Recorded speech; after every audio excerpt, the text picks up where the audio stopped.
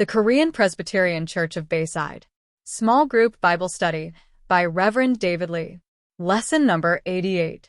God, pour your grace on me. Psalm chapter 56 verses 1 through 13. To the choirmaster. According to the dove on Far-off Terebinths. A Miktam of David, when the Philistines seized him in Gath. Be gracious to me, O God, for man tramples on me. All day long an attacker oppresses me. My enemies trample on me all day long, for many attack me proudly. When I am afraid, I put my trust in you. In God, whose word I praise, in God I trust, I shall not be afraid. What can flesh do to me? All day long they injure my cause. All their thoughts are against me for evil. They stir up strife, they lurk, they watch my steps, as they have waited for my life. For their crime will they escape? In wrath cast down the peoples. O God, you have kept count of my tossings. Put my tears in your bottle. Are they not in your book? Then my enemies will turn back in the day when I call. This I know, that God is for me. In God, whose word I praise, in the Lord, whose word I praise, in God I trust, I shall not be afraid. What can man do to me? I must perform my vows to you. O God, I will render thank offerings to you. For you have delivered my soul from death, yes, my feet from falling, that I may walk before God in the light of life. According to today's passage, what did the psalmist ask of God in the midst of enemy attacks? What do you think this teaches us?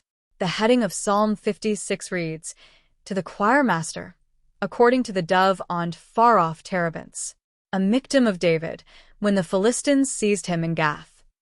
Miktam is a Hebrew word that means atonement. The word derives from the Akkadian word katamu, which means to cover or atone. Thus, this psalm can be referred to as a psalm of atonement or a psalm that covers sins. The word miktam is also connected to Hebrew word kitam, which means gold. Thus, this psalm is also called a golden psalm or a precious psalm. Furthermore, the heading of the psalm indicates that this psalm was written when David was captured by the Philistines in Gath. We get a better understanding of this psalm by observing 1 Samuel 21, which details the account of David's capture by the Philistines. In 1 Samuel 21, we see that David ran away all the way to Gath in Philistine, the enemies of Israel, to escape from King Saul's attacks. Gath was one of the 5 major city-states of the Philistines, and it was ruled by King Achish. It is unclear exactly why David decided to escape to Gath, but in desperation, he sought refuge in Gath to deter King Saul from further pursuing him. And he thought that the Philistines would not be able to recognize him. But some of the Philistines recognized him and reported it to King Achish that he is the one who killed Goliath.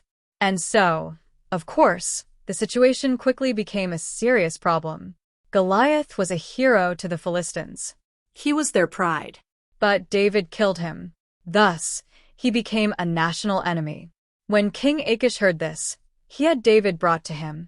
Realizing he had made a mistake, David resorted to feigning madness.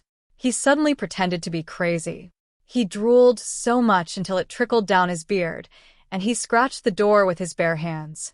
Upon seeing this, King Achish said, How can this be David? And the king kicked him out. David escaped the life-threatening crisis by pretending to be crazy. David was in such a dangerous and urgent situation that he titled the psalm, The Dove on Far-off Terebinths. This refers to the doves that sat on oak trees. In other words, David was saying that he became like a lonely dove that was sitting on an oak tree far away. Doves usually stay in flocks. We can see this in parks and the way they build their nests. But when David said that he became like a dove that was alone, he meant that he became an outcast who was in extreme danger. However, David was able to overcome this precarious situation.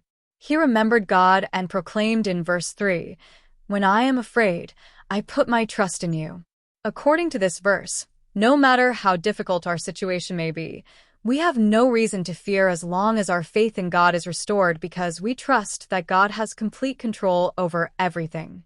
And so, David confessed in verse 4, In God, whose word I praise, in God I trust, I shall not be afraid. What can flesh do to me? This is very true. Even if thousands surround and try to attack us, they all will become helpless if God protects us. Through David's confession, we realize that humans cannot help but be afraid as we live in this world because we are frail, and the world tries to bring us down with its great terrifying force. However, as long as we trust in God who rules over the universe, we will have no reason to fear. Nothing can bring us down if God protects us. God answered David's prayer and made the way for him in an amazing way. He instantly gave David extraordinary wisdom to know how to get out of the perilous situation. He gave David the idea to act like a crazy person. So, David used this wisdom given by God to feign madness. And this is how he was able to escape safely. Let's think about this. Someone like David acting crazy. This was very uncharacteristic of him. But he needed to pretend to be crazy for his survival. He didn't even know if it would work. But because this was the wisdom he received as the answer to his prayer, he was able to survive. We can know that David's escape, through his act of madness, was the answer to his prayer when we consider the following. When you think about it, there is no reason to believe that someone who was perfectly fine could suddenly become insane just because he acted crazy. And even if the king did not fall for David's act and kicked him out, his officials might have killed him in case he was actually David who was a danger to the Philistines. So, it is amazing that they all released David without a struggle. This shows that the only reason he was able to survive by pretending to be crazy was that God heard his prayer and guided him. Through this, we can see that God hears our prayers in moments of crisis, provides a way to survive, and ensures that his solution works. Thus, God helps us overcome difficult situations.